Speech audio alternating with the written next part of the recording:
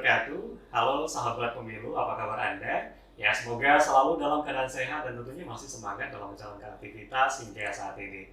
Ya, sahabat pemilu, tentu senang sekali saya Freko Zuhri kembali tentu hadir mempersamai Bawaslu Provinsi Bengkulu dalam podcast Kece Pemilu, Kito Cerita Pemilu.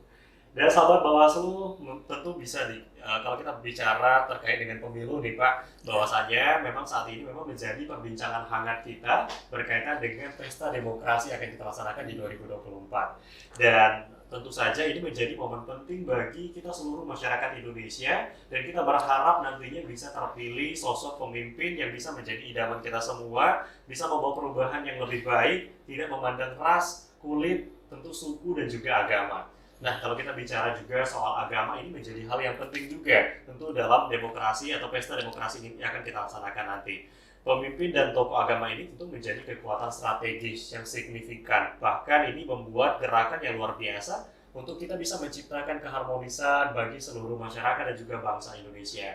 Dan selama ini memang tokoh agama ini sudah terbukti gitu ya Pak, telah berkontribusi dalam membangun kerangka dan identitas negara. Ini kalau kita bicara soal sejarah gitu ya.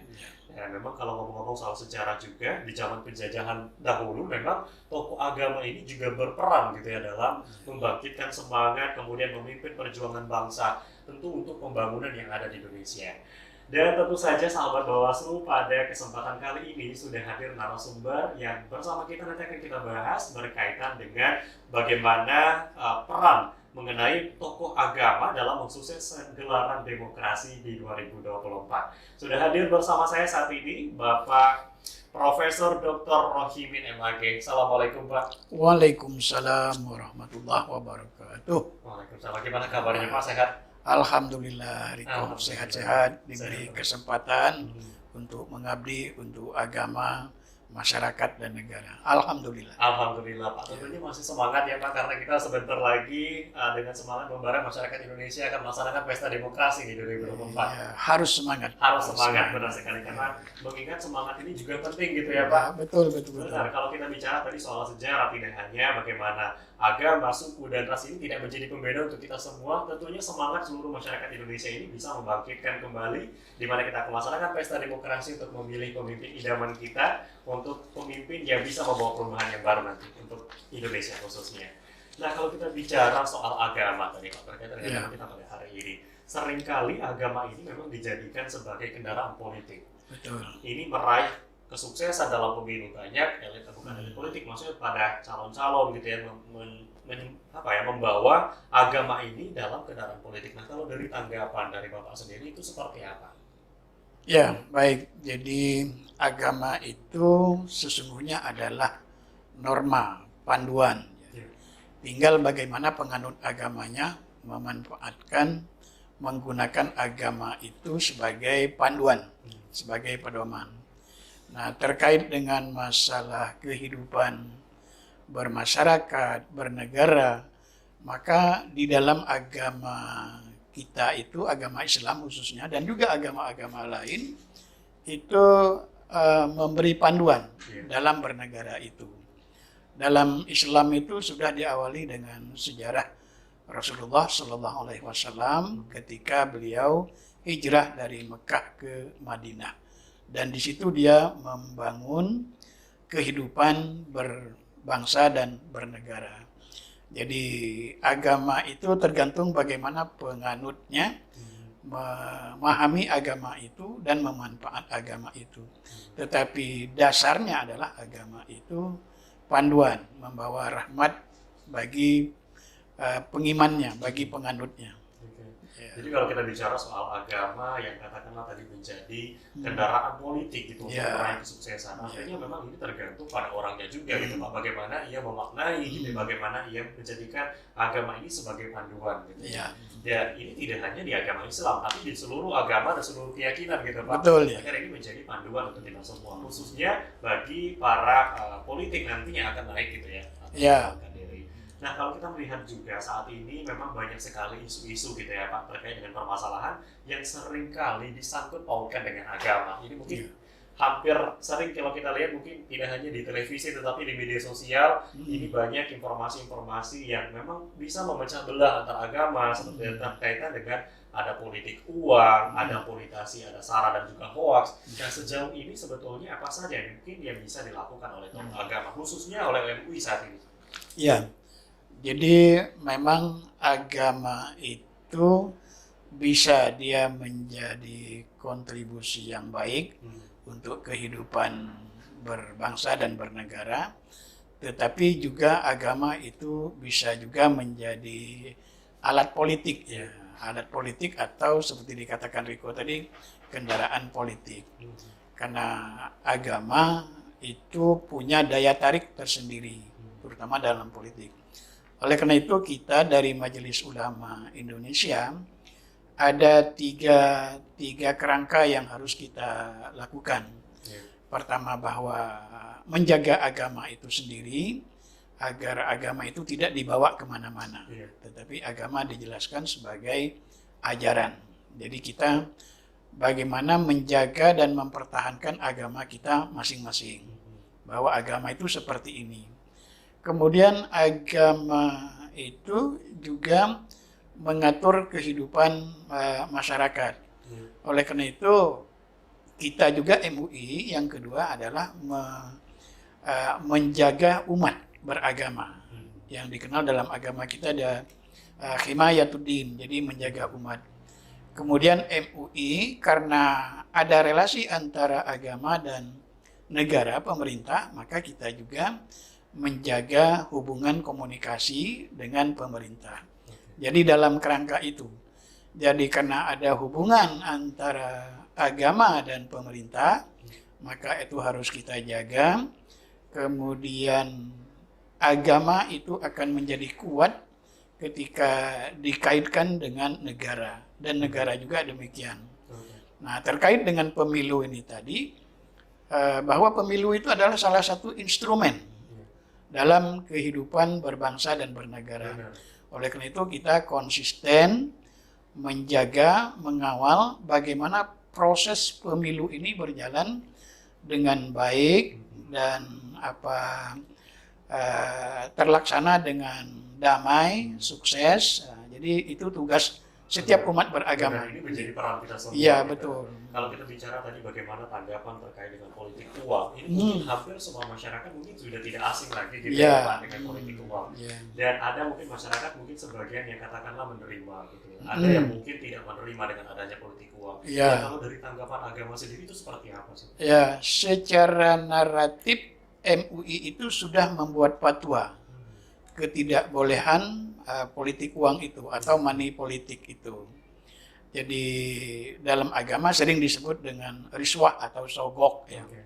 Jadi bagaimana hak pilih kita itu terjaga, terpelihara dengan baik dan tidak dipaksa atau didorong dengan niat yang tidak baik tadi, yaitu dengan politik uang, sehingga hasil pemilunya ya menjadi baik gitu kan.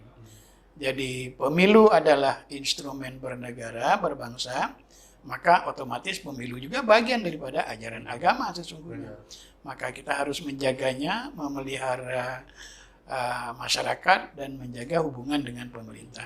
Ya, ini tentu saja tadi menjadi peran seperti disampaikan dari Bapak, peran salah satunya dari MUI menjaga agama juga untuk menjaga umat kita agar umat kita ini memang tidak tersesat ke jalur yang salah itu tadi, apalagi memang demokrasi ini menjadi momen yang sangat penting khususnya untuk Indonesia saat ini gitu. Ya, jadi disuruh atau tidak disuruh, diperintah atau tidak diperintah, ketika kita menjadi umat beragama dalam suatu negara, maka kita juga harus patuh taat dengan instrumen bernegara itu. Ya, ini yang paling penting tentu saja ya. Sahabat Bawaslu ini menjadi instrumen yang penting gitu ya Pak. Apalagi kita sebagai umat yang beragama di Indonesia dengan berbagai suku, ras dan juga agama, walaupun kita berbeda tapi tetap dengan satu tujuan yang baik gitu ya Pak. Betul. Dan kalau kita bicara juga Pak, ini sering kali gitu ya ada agama ini memang kita berharap ini bisa menjadi sebagai penyejuk hati gitu, memberi ketenangan dan juga proses dari kontestasi politik. Tapi yang terjadi di lapangan banyak sekali justru kasus kasus politik yang memang disangkut pautkan dalam agama. Nah, tidak hanya tadi kasus politik saja, ini menjadi juga kasus hoax, isu sara, mungkin yang sering kali kita temui di media sosial. Bahkan kalau kita melihat di televisi, bahkan ada yang memunculkan hal itu. Ini seperti apa Pak? Ya, jadi memang ragam beragama masyarakat kita dan juga ragam politik masyarakat kita itu bermacam-macam. Iya. Dan maka tugas kita ulama, tokoh agama itu payung besarnya sebetulnya adalah saling menasihati. Jadi menasihati, mengingatkan dalam kebenaran dan mengingatkan dalam kesabaran dan mengingatkan dalam berkasih sayang.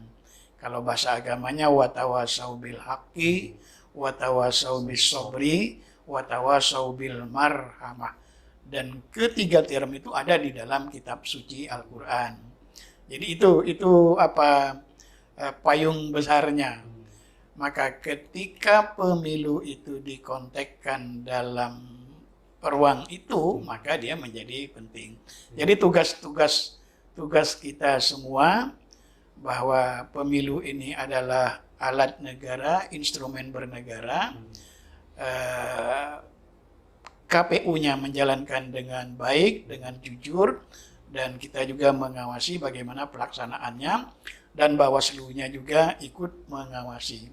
Sebetulnya Bawaslu itu dakwahnya luar biasa, karena dia tugasnya itu adalah mengatur perjalanan demokrasi dan mengatur juga mengamankan, mengawasi gitu ya, dari jalannya demokrasi.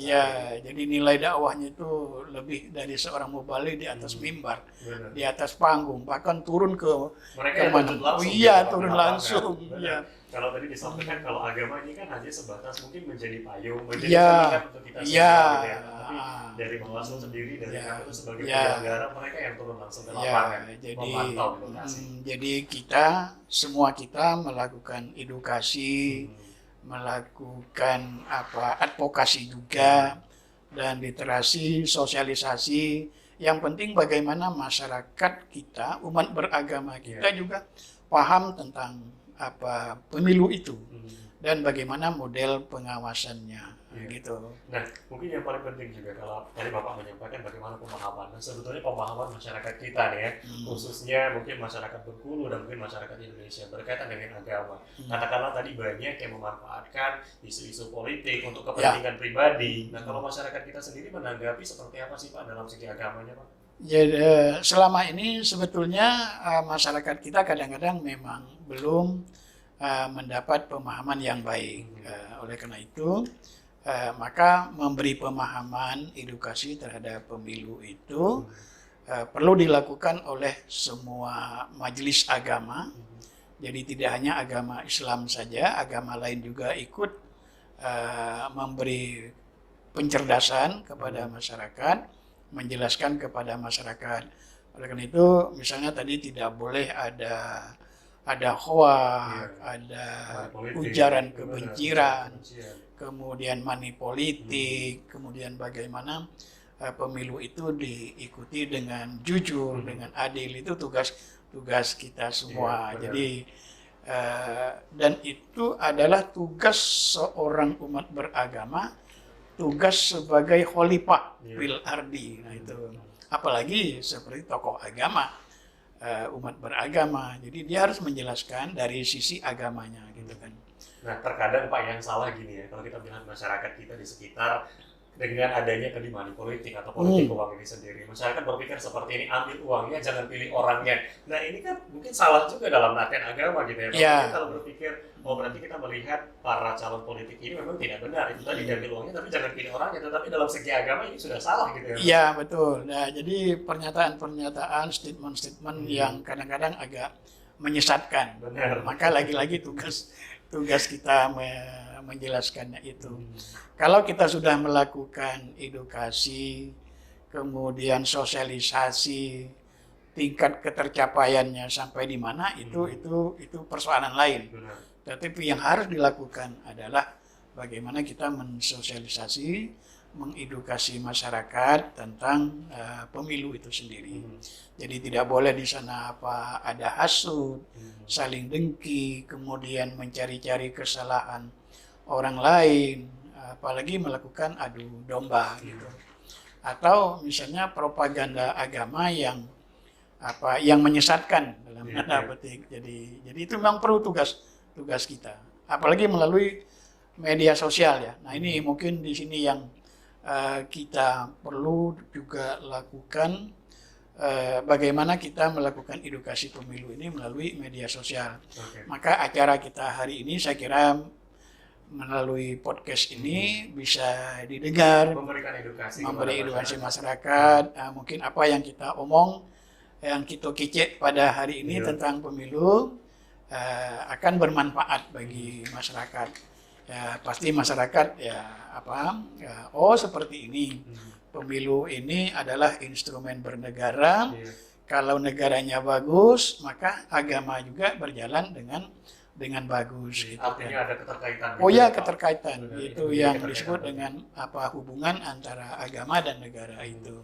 Harus ada sinkron gitu. Agama tidak bisa kita mementingkan satu saja, politiknya saja, tetapi agamanya gitu. Ya, agama akan kuat kalau negaranya kuat, dan negara juga kuat kalau agamanya kuat. Maka itu artinya memang informasi kita saat ini memberikan edukasi kepada masyarakat, khususnya yang menyaksikan melalui media sosial. Nanti kita lanjutkan kembali Pak setelah break. Dan tentunya jangan kemana-mana, sahabat Bawaslu, kami akan kembali tetap di Kece Pemilu, kita cerita pemilu.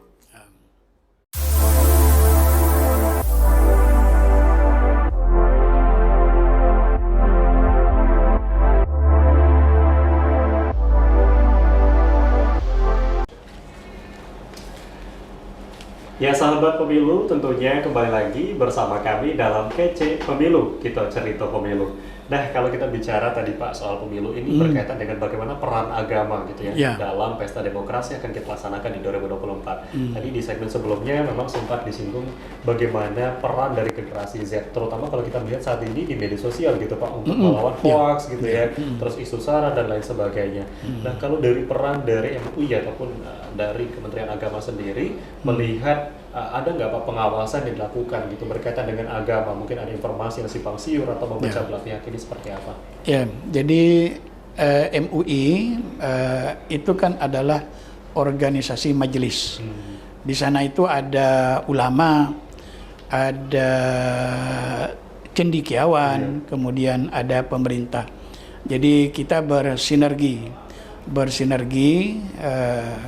dengan pemerintah dan juga dengan organisasi yang ada. Jadi kalau MUI itu dia melihat tingkat keparahan informasi.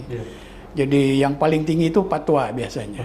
Jadi kalau fatwa itu masalah itu sudah perlu diselesaikan secara logis menurut agama dengan dalil-dalilnya. Informasi yang sudah sangat menyimpang. Sudah menyimpang. Tapi kalau misalnya masih batas-batas tertentu, ada namanya maklumat, pernyataan atau mau'izoh, nasihat. Seperti acara kita hari ini itu kalau MUI itu menyebutnya adalah sebagai mau'izoh, nasihat memberi informasi bahwa ada kaitan antara pemilu dengan agama dan itu bagian daripada ajaran agama, seperti itu. Jadi bisa melalui media sosial sesuai dengan media yang dipakai, dan bisa bekerja sama dengan lembaga-lembaga atau unit lain, misalnya seperti RRI, TPRI, dan juga seperti acara-acara podcast seperti ini. Nanti kita juga menyampaikan informasi melalui RRI, TPRI, melalui dialog dan seterusnya itu. Artinya memang edukasi ini penting sekali. Penting sekali. Kalau kita memberikan edukasi pasti berbeda antara kita memberikan kepada mungkin yang seusia gitu Pak, seumuran, atau mungkin kita memberikan kepada generasi Z dan juga generasi milenial. Dan sebetulnya metode ini kalau dari MUI sendiri seperti apa memberikan informasi kepada? Jadi kita punya metode untuk sesuai generasi tadi, karena misalnya dengan tutur sebaya gitu kan, tutor sebaya gitu kan, dan bisa melalui majelis yang ada di masjid, majelis-majelis pengajian, majelis pengajian ibu-ibu, bapak-bapak, atau pengajian subuh, pengajian maghrib. Nah itu kita minta kepada para tokoh agama, ulama untuk menyampaikan ajaran yang terkait dengan pemilu itu. Intinya adalah bagaimana kita menjaga negara kita ini melalui instrumen pemilu, dan bagaimana agama juga bisa berjalan dengan baik. Ya, itu tadi karena ada keterkaitan antara agama dan juga pemilu gitu ya Pak. Itu tadi kalau misalnya agama kita baik, tentu negara kita juga baik. Kalau negara kita baik, pasti ada agama yang juga baik. Betul itu. Hubungan simbiosisnya itu. Hubungan simbiosisnya ada di sana. Nah kalau kita bicara juga soal kesadaran masyarakat saat ini. Kalau kesadaran melihat dari partisipasi mereka dalam politik, kemudian kesadaran mereka dalam agama berkaitan ini ya Pak. Ini seperti apa sih Pak kalau kita bicara soal kesadaran ya Pak? Ya, jadi kita memilah antara generasi tadi ya, kemudian juga masyarakat perkotaan dan masyarakat pedesaan. Maka kita menyampaikan sesuai dengan kemampuan daya tangkap masyarakatnya. Jadi mungkin kalau kita berdakwah menyampaikan pemilu di daerah-daerah melalui masjid, maka materinya juga kita sesuaikan, dan di masyarakat perkotaan juga berbeda. Jadi yang penting kisi-kisi dari pemilu itu tercapai gitu kan. Dan memang tugas kita itu adalah menyampaikan dulu, kemudian tingkat kesadaran itu nanti kan ada lembaga lain juga yang akan mensurvei. Misalnya apakah masyarakat kita menggunakan hak pilihnya secara maksimal, atau masih ada titik-titik yang tidak mau menggunakan hak pilihnya. Nah, maka kita biasanya turun juga ke sana. Jadi kemudian tadi tingkat politik uang itu di mana yang subur, kan ada titik-titiknya. Dan data-data ini kan biasanya ada di KPU dan juga ada di Bawaslu.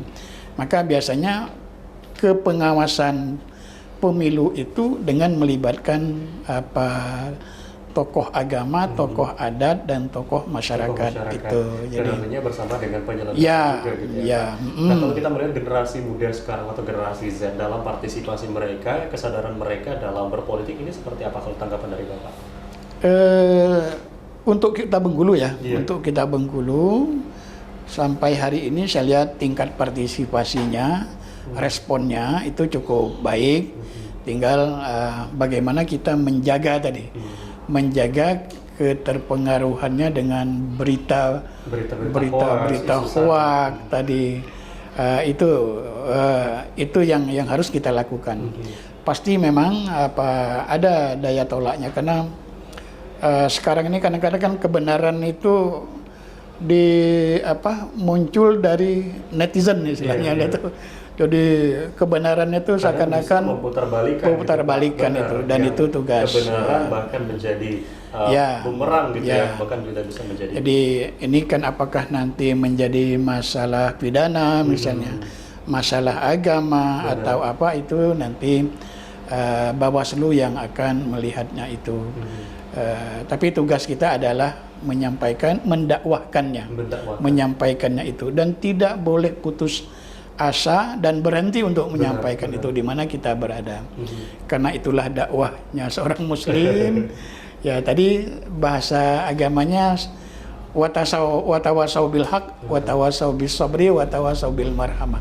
Saling menasihati, mengingatkan. Benar, saling menasihati dan saling mengingatkan. Nah kalau kita bicara juga untuk di daerah-daerah pelosok ini, apakah ada juga peran dari MUI ataupun dari Kementerian Agama untuk bisa memberikan edukasi? Karena kalau kita melihat Pak di lapangan saat ini ya, banyak justru masyarakat yang di pelosok ini yang mungkin minim informasi. Bukan hanya informasi terkait dengan pemilu, tentang pemahaman mereka tentang agama yang ada kaitannya dengan pemilu ini juga minim. Ini apakah ada langkah yang dilakukan atau seperti apa? Ya, jadi kalau MUI dan ormas Islam yang lain itu kan organisasi yang terstruktur sampai ke kecamatan. Maka informasi ini dan tugas ini biasanya kita sosialisasikan sampai ke daerah. Jadi misalnya MUI di kabupaten, nanti dia bisa bekerja sama dengan Bawaslu di kabupaten, dan juga kita MUI punya struktur organisasi sampai ke kecamatan. Dan di situ ada misalnya seperti Muhammadiyah, seperti NU, kemudian IKADI dan ormas-ormas yang lainnya. Kemudian juga di dalam organisasi itu kan ada bidang kepemudaannya. Nah, jadi itu semuanya biasanya digerakkan. Jadi bagaimana MUI di kabupaten-kabupaten memiliki data yang terkait dengan kerawanan, kemudian penggunaan hak pilihnya. Dan ini biasanya kita tidak bekerja sendiri. Kita bekerja sama dengan Polri, ya kalau di pusat, kemudian di sini dengan Poldanya, dengan Polresnya, Polseknya, dan sampai ke Babinsa dan polisi-polisi yang ada di desa gitu kan. Biasanya seperti itu. Ya, gitu ya, Pak. Karena kadang-kadang umat beragama itu tidak tahu, wah ini menyangkut masalah terkait dengan masalah pidana misalnya. Maka harus diberi pemahaman tadi. Artinya memang tidak hanya diberikan dakwah ataupun ceramah saja, tetapi juga ada langkah juga gitu yang diberikan oleh MUI dan juga Kementerian Agama. Satunya tadi bekerja sama, berkolaborasi juga gitu ya. Biasanya seperti itu. Dari Kapolda, mungkin dari daerah-daerah setempat gitu ya. Ya, betul. Tadi ada tokoh masyarakat dan tokoh kadang-kadang dengan acara misalnya ngopi bareng, kemudian ada ngobrol santai. Biasanya Kapolresnya Kapolseknya di daerah-daerah memberikan edukasi gitu. Dengan menggunakan instrumen adat istiadat atau kearifan lokal. Nah, itu biasanya seperti itu. Benar, karena benar yang disampaikan tadi, karena beda penyampaian. Betul. Menyampaikan kepada masyarakat, mungkin lingkungan masyarakat atau warga, mungkin yang di daerah pelosok atau mungkin daerah kita yang di sekitar Bengkulu. Mungkin daerah pelosok mereka mungkin belum terjangkau dengan internet, jadi hanya sebatas lisan gitu ya. Tadi caranya kita ngobrol santai, ngopi bareng gitu. Jadi misalnya data yang pernah kita miliki di Bengkulu itu kan banyak masyarakat kita itu di hari pencoblosan misalnya, itu mereka pergi ke kebun, ke ladang. Maka kadang-kadang KPU juga membuat TPS di sana. Dan Bawaslu juga turun ke sana untuk melakukan pengawasannya. Jadi karena sistem masyarakat kita kan bertani ke ladang dan mereka menginap di sana, dan mereka tidak peduli bahwa hari ini misalnya ada hari pencoblosan, maka itu biasanya titik-titik itu sudah tahu. Ini sebetulnya memang perlu ditingkatkan pemahaman dari masyarakat, karena mereka berpikir, ada juga yang malah berpikir seperti ini, Pak, kalaupun saya memilih, toh nanti akan seperti ini lagi, gitu kan, saya akan tetap sama. Nah, ini yang memang perspektif atau pemikiran yang harus kita benarkan, Pak. Jadi dalam proses kita ini masih berapa bulan ini, masih sekitar ada 8 bulan lagi, dan akan ada data update gitu kan. Di mana yang belum tersentuh oleh sosialisasi KPU, kemudian juga Bawaslu, maka biasanya titik-titik itu ada data. Benar. Kalau kita bicara soal kewajiban, memang ini bukan kewajiban kita, Pak, tapi kita memiliki hak suara. Dan hak suara ini yang jangan sampai tidak kita gunakan, karena itu menentukan bagaimana bangsa kita ke depan gitu, Pak. Bagaimana perbaikan dan juga kemajuan dari Indonesia khususnya. Nah, kalau kita bicara juga bagaimana soal melaksanakan pemilu, seringkali dituntut melaksanakan pemilu ini dengan demokratis dan tetap tentu menjamin asas pemilu yang jujur dan adil dan sebagainya. Nah, pemilihan serentak sebagai mekanisme kedaulatan rakyat ini memang mesti dijamin. Kalau kita melihat saat ini, Pak, dalam proses pengawalan sejauh ini ada beberapa, mungkin kita melihat contoh, ada beberapa tokoh agama yang justru malah mengarahkan gitu ya, atau mendapat kecaman atau ancaman atau rayuan dari salah satu partai atau politik dan lain sebagainya. Ini kalau dari Bapak sendiri seperti apa melihat? Ya, biasanya kalau kita temukan data-data yang seperti itu ya, ada pendekatan personal, ada pendekatan kolektif dengan data-data yang kita miliki. Jadi kadang-kadang kan melalui WA berbagai macam itu muncul kadang-kadang. Oleh karena itu ini kan harus terdata tadi. Sumbernya dari mana ini? Nah, maka itu tadi ada pendekatan personal dan itu biasanya semua stakeholder KPU dan Bawaslu itu saling komunikasi. Biasanya seperti Berarti itu. ada stakeholder juga. Ya, ada jadi Bawaslu ya juga. seperti Karena itu. memang kalau kita melihat tidak hanya mungkin di 2023 memang belum kita laksanakan, tapi memang sudah mendekati dari pesta demokrasi. Kalau kita berkaca di tahun 2019 atau di tahun-tahun sebelumnya dalam pesta demokrasi, banyak para elit politik ini yang justru mendekati atau mungkin menjadikan salah satu ini strategi gitu ya Pak, dengan mendekati para tokoh agama. Itu yang bukan dimanfaatkan. Dan memang para tokoh agama ini juga berperan dalam situ ya. Ya, jadi ya di satu sisi tokoh agama memang tadinya dia tokoh agama atau tokoh adat, tapi kemudian dia terlibat dalam pemilu itu sendiri. Iya. Maka berbagai macam juga di cara yang dilakukan. Sementara juga para ulama tokoh agama ya ikut memantau, mengawasi. Tapi untuk Bengkulu ya yang kita tahu sudah cukup dewasa untuk melaksanakan pemilu ini dan kita berasumsi baik gitu kan dengan masyarakat kita, mana yang kurang, yang belum tadi, maka kita sama-sama mengedukasi, mensosialisasi dan mengawasi agar pemilu ini berjalan dengan baik sesuai dengan pengawasan yang sudah dibuat oleh Bawaslu, ada instrumennya dan di situ kan nanti biasanya kerjasama itu. Ya, jadi seperti MUI, majelis-majelis ormas Islam yang lain juga seperti itu ikut terlibat karena kita menginginkan bahwa pemilu kita ini berjalan damai, kemudian pemilu itu berjalan dengan adil gitu kan, dan jujur dan hasilnya pun sesuai dengan yang diinginkan. Kita sosok pemimpin yang memang bisa membawa perubahan. Betul ya Pak ya. Oke. Nah kalau kita bicara juga bagaimana peran dari tokoh agama, tidak hanya kita berfokus kepada agama Islam, tetapi Indonesia memiliki beragam agama gitu Pak. Tentu ini juga memiliki peran yang sangat penting. Pesan-pesan mungkin yang bisa disampaikan gitu kepada para masyarakat gitu, tidak hanya masyarakat tetapi juga peserta maupun penyelenggara untuk menjaga kerukunan agama dalam pemilu ini seperti apa Pak? Ya, jadi untuk menyikapi pemilu ini kita dari MUI mengajak majelis-majelis agama yang lain dan ini juga sudah biasanya dikomandokan juga oleh KPU dan Bawaslu agar turun ke majelis agama yang ada di daerah-daerah. Dia turun ke umatnya dengan cara agamanya masing-masing dan disitulah kita melakukan kerjasama. Jadi yang MUI sebagai majelis ulama untuk agama Islam, maka dia turun ke bawah menyampaikan informasi. Agama yang lain, Hindu, Buddha, dan agama-agama yang lain itu juga ikut seperti itu biasanya, memberikan umatnya gitu ya, itu untuk kebaikan dan tentu ini berkaitan dengan politik juga.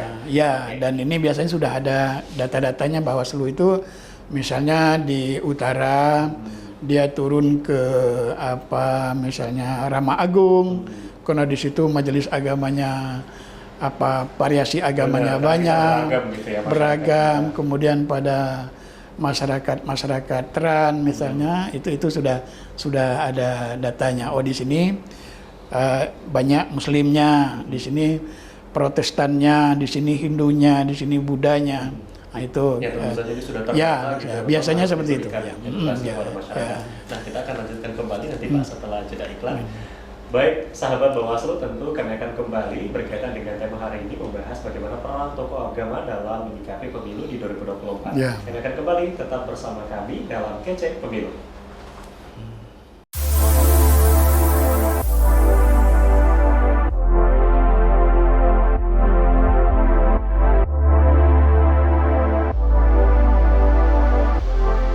Ya sahabat Bawaslu, kembali lagi Anda menyaksikan Kece Pemilu bersama kita cerita pemilu.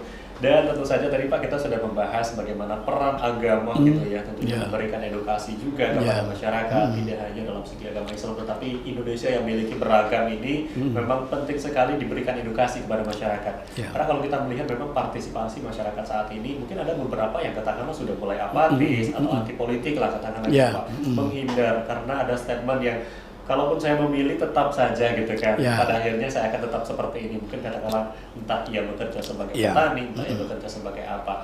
Nah dengan statement-statement ini sebetulnya memang harus kita luruskan bersama. Ya. Statement seperti ini, kalau dari MUI sendiri itu seperti apa Pak? Menekankan untuk bisa, katakanlah kita bisa satu pemikiran lah dengan masyarakat kita ini. Ya, jadi kita mengedukasi masyarakat itu tadi kan sesuai dengan kondisi masyarakat kita dan juga generasinya dan kemampuan daya tangkap mereka. Mungkin bisa dengan bahasa yang bahasa yang sangat komunikatif gitu kan. Ketika ada statement seperti itu, apa ya begitu, mungkin ada bahasa yang lain. Kemudian ketika mereka tidak mau menggunakan hak mereka atau mereka pesimis dengan pemilu, maka dengan bahasa yang edukatif dan yang bisa mereka tangkap, maka secara pelan-pelan kita memberi pemahaman, pengertian bahwa pemilu ini penting karena ini adalah instrumen kita bernegara. Jadi saya kira itu sesuai dengan kondisi dan bisa melalui jalur-jalur organisasi ormas tadi ya gitu. Nah kalau dari MUI sendiri Pak, kalau kita melihat kan untuk pemilih pemula ini kan kebanyakan dari generasi muda, Ya. banyak yang mereka baru mendapatkan KTP gitu ya Pak. Ya. Dan ini kan perlu bimbingan, juga butuh pemahaman. Ya. Apakah dari MUI juga ada Ya. memberikan bimbingan dan juga edukasi kepada anak-anak ini Pak? Ya, jadi MUI itu kan sebagai organisasi pengurusnya itu banyak yang senior-senior dan tokoh agama, tokoh adat. Tetapi kita melaksanakan kegiatan itu dengan menggunakan tutor sebaya tadi. Jadi ketika MUI perlu menyentuh anak-anak milenial kita atau pemilih pemula kita, maka kita juga membawa tutor yang sebaya dengan bahasa yang familiar, yang mudah mereka pahami. Ya, sebab kalau mungkin dengan bahasa agama, dalil-dalil, ayat, hadis itu sulit mereka terima. Terlalu berat. Akhirnya ya tidak terserap tadi. Oleh karena itu bisa kita menggunakan mungkin dengan bahasa gaul, mungkin dengan bahasa milenial atau apa yang mereka mudah pahami. Jadi sekira seperti itu biasanya MUI itu. Karena memang ini sangat penting sekali. Ya. Apalagi kalau kita melihat mungkin data juga mayoritas kebanyakan ini adalah generasi muda yang jadi partisipasi dalam memilih ini. Betul. Apalagi kalau kita melihat anak-anak muda yang baru mendapatkan KTP tadi yang Betul. belum mengetahui, belum memahami dan memang belum terjun langsung dalam dunia politik. Ini ada pembimbingan juga. Ya, betul. Misalnya kita biasanya menurunkan tutornya itu ya bisa tutor yang sebaya. Mungkin bisa Riko yang turun misalnya ke situ kan, tapi atas nama majelis ulama gitu kan, atau majelis agama yang lain, atau ormas Islam, ya gitu itu ya. Karena pesan agama juga kan berkomunikasilah kepada masyarakat itu sesuai dengan kemampuan mereka dan itu hadis Nabi lah ya. Iya. Nah kalau kita melihat juga Pak, kalau di demokrasi khususnya di Indonesia saat ini setidaknya untuk bisa mengurangi kebisingan, itu peran dari masyarakat juga untuk bisa membantu mengawal gitu Pak. Nah mungkin ada himbauan juga dari untuk masyarakat tidak hanya tadi kan kalau tadi kesadaran dari diri sendiri, bagaimana pemahaman diri sendiri. Kalau sekarang bagaimana masyarakat ini juga ikut mengawal gitu Pak dari segi agama seperti apa?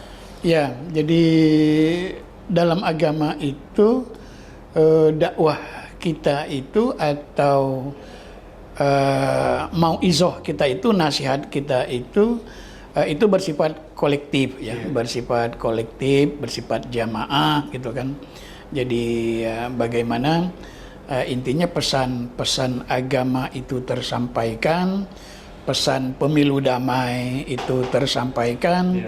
Kemudian pesan pemilu berkeadilan itu tersampaikan, walaupun kita tidak menggunakan dalil ayat dan dalil hadis, intinya gitu. Karena itu tadi, tanpa pemilu ini mungkin negara kita akan berjalan tidak normal. Kemudian juga beragama kita juga terganggu.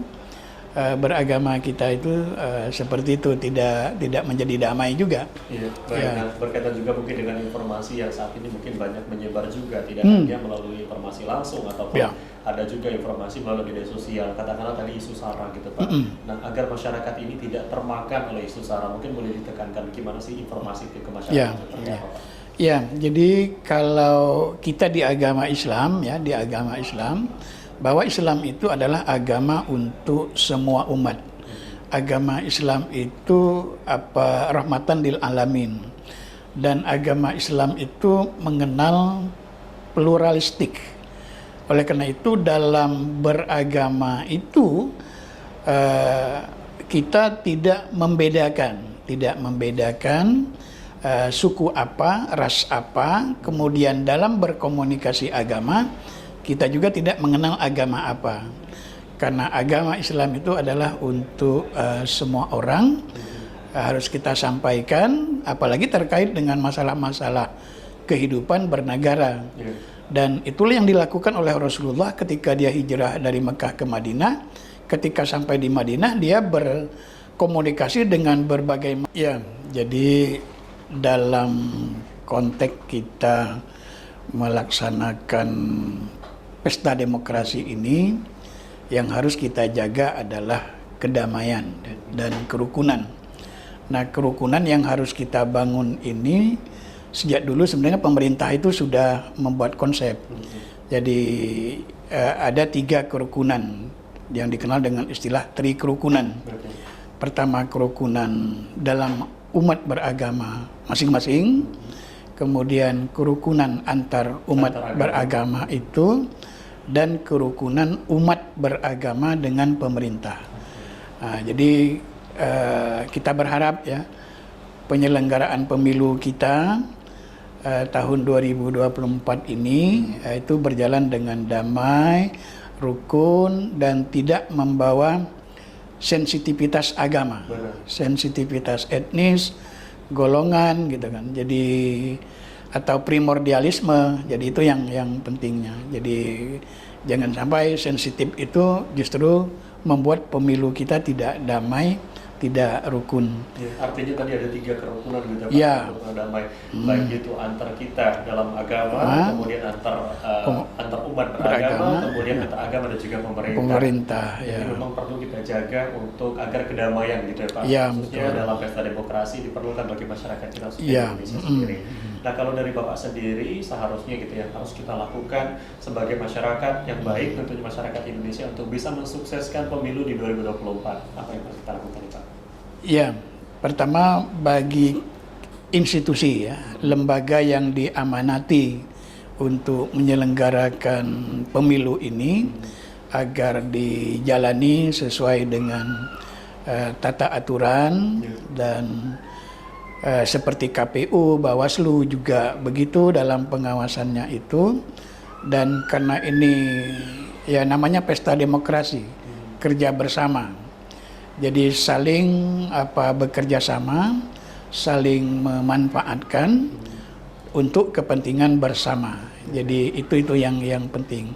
Jadi setiap warga negara beragama maka dia punya tanggung jawab untuk menjaga pelaksanaan pemilu ini dengan damai ya, kemudian jujur, kemudian memenuhi harapan masyarakat kita gitu. Seperti kita sampaikan sebelumnya, jadi Ya. agama ini sebagai payung gitu Betul, Pak, ya. kita semua. Ya.